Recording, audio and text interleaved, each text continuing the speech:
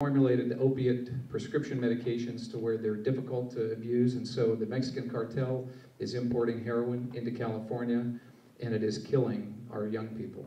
I am committed that as your district attorney, no drug dealer who has been selling heroin to our youth will ever get a special deal.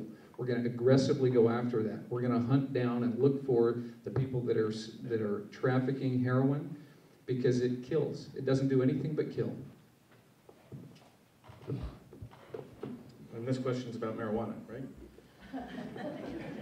So, with regard to marijuana, you know, history is sort of catching up with us in marijuana. It's obviously with the passage of the Compassionate Care Act, we're living in a different time. In effect, the net effect of that act has been that it is, for its small level possession, it's pretty much been decriminalized because anybody can get a recommendation. Anybody can get a recommendation for anything.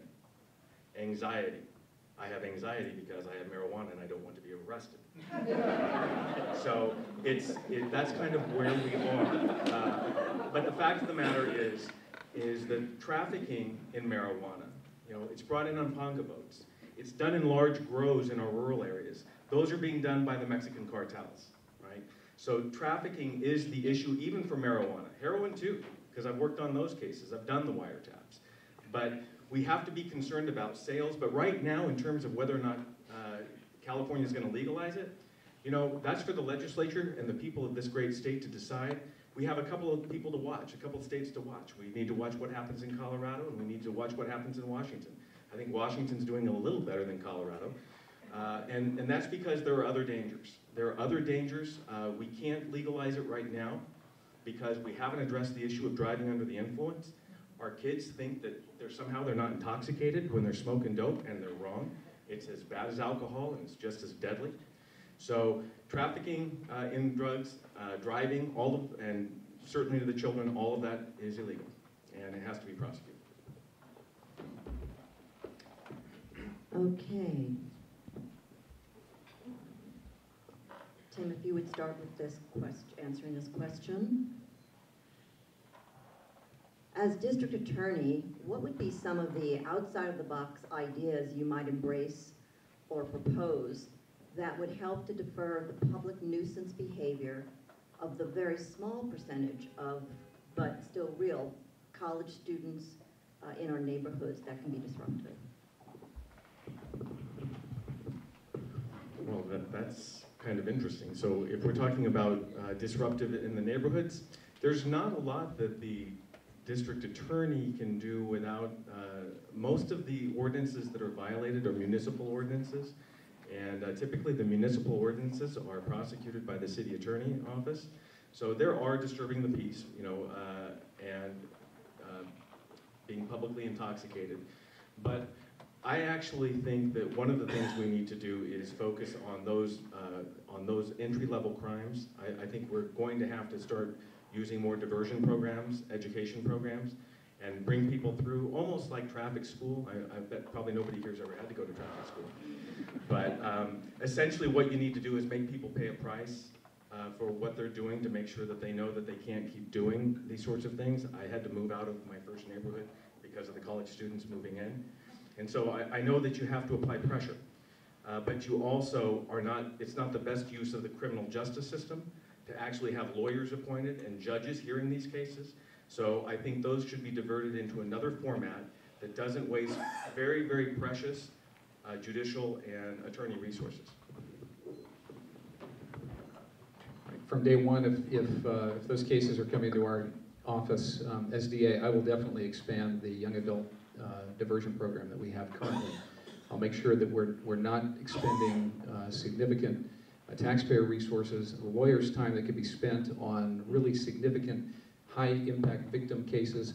I want those resources that we have to be focused on the real serious and violent cases. And so in terms of low-level public nuisance cases, I agree that we should perhaps divert them. In other counties, they'll have what they call a DA diversion program, where they'll put that request for filing in a file, and they'll send the person a letter, and they'll tell that young person, look, if you are good for the next 6 months, then we'll disregard it and we won't file the case. And so it's a way that we can actually avoid filing a case in the court to begin with by just reviewing that and say we'll put it in a DA diversion program. Of course, within 6 months, if they pick up another case, then that's a different story. Then we have 2 cases we can talk about. But clearly, the low-level offenses that we have in our county and our community, because we're a college town, you know, it's going to happen. People are young, and people, when they're young, often get involved in some things that are silly because they're young and immature. But we were all there once, and so it's a matter of having a system that doesn't burden the rest of our resources, and I'm very committed to making sure that we make very smart decisions that don't compromise public safety, but still address the fact that we don't want neighborhoods being turned upside down. Okay, thank you. It would be better with 2 microphones, but this is a fun challenge. All right, I'm going to ask Tim to be the first one to respond to this. There's a lot of questions about campaign fairness, and this happens in many races for office. So the question to both candidates is, how would you ensure campaign fairness in this campaign? I'm not really sure I understand the question. Campaign fairness. Well, I think for me the most important thing that would keep a campaign fair is that a position like the district attorney's position, that is a nonpartisan office, is written in the Constitution as a nonpartisan office, and the Elections Code as a nonpartisan office, be treated as a nonpartisan office.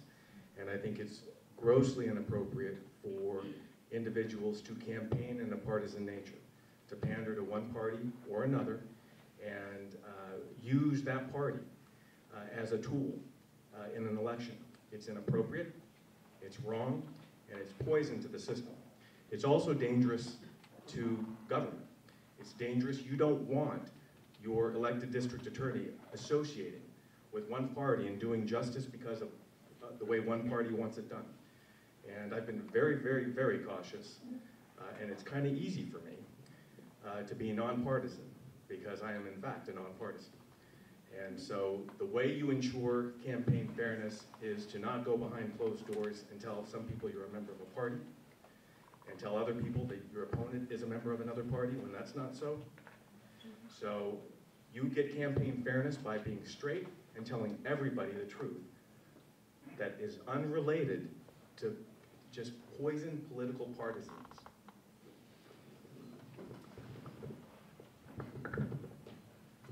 Fairness in campaigns, I think, begins with telling the truth and having a positive message, not having a debate that starts with a surprise attack on the other person at the League of, the Latino Outreach Council. You know, that kind of thing is kind of an ugly side of politics. I've been committed from day one to take a high road in this campaign. There's a lot of implications, I think, and that my opponent is trying to throw out there right now, but I'll tell you, I'm very happy that this is a nonpartisan office. I think it's critical that we represent everybody in our community, whether they be Green Party members, Republicans, Democrats, independents, declined estates. It's absolutely critical that the office of district attorney always be one that serves every single person. We've got victims of crime from every walk of life. We've got people that we're working with, that are colleagues, that are opponents in court. Political philosophy really shouldn't have anything to do with it, and it doesn't. But I'll tell you, what's important to me is that we tell the truth, and not just paint one picture. You know, there's a flyer going around that my opponent has distributed that has everything, 5 different ways how you can say that someone's been a manager in an office. And then on the other side, under my column, it says none, none, none, none, none. A complete disregard for the experience that I have in the military of leading people. Complete disregard for the fact that I have tried and prosecuted murder cases. I currently have one where I'm prosecuting a murderer who murdered a 23-month-old child. So in terms of fairness, at the end of the day, it's a political campaign. I'm committed to moving forward in a positive fashion, no matter what. I hope Mr. Covello will stay and will work in the office under my leadership as DA.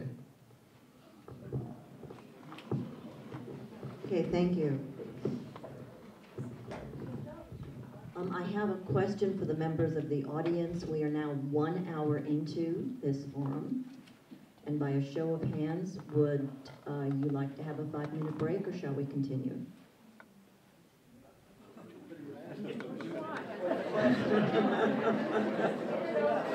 Oh, the timer wants a break. I beg your pardon. Raise your hand if you would like a short 5-minute break. All right. 5 minutes. It's be back here at 8:05. Thank you. We'll take a very short break.